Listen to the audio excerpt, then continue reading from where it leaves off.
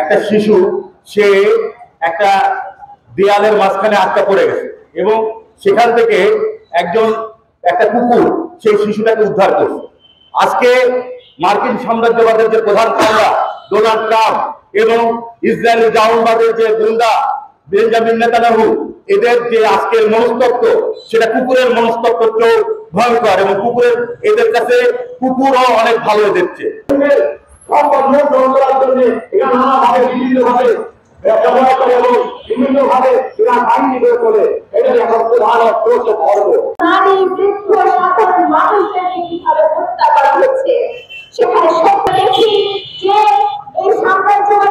আমরা ৭১-এর মুক্তিযুদ্ধের কথা জানি,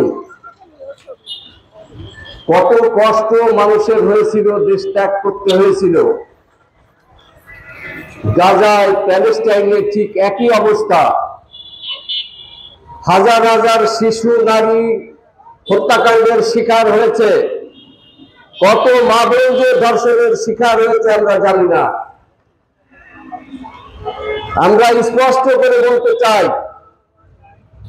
যখন থেকে জায়নবাদী রাষ্ট্র শুরু হয়েছে, সাম্রাজ্যবাদের মদদে তারা বিভিন্ন সময়ে এই যুদ্ধ খেলা করে সাম্রাজ্যবাদের যে ব্যবসা, তার যে অস্ত্র ব্যবসা এবং দখলের ব্যবসা, তেল ব্যবসা, তাকে আয়ত্তে রাখার জন্য যুদ্ধ খেলা।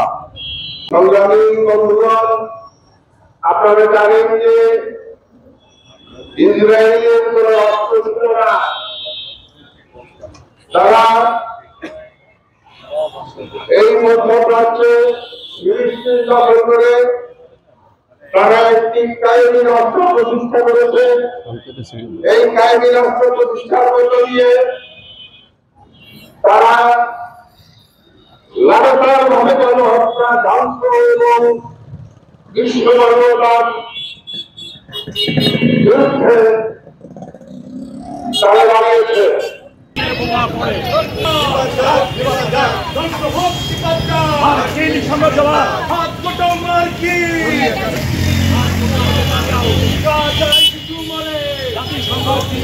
স্বাধীনতা দিতে হবে, দিয়ে ফিলিস্তিনের দুর্বলতা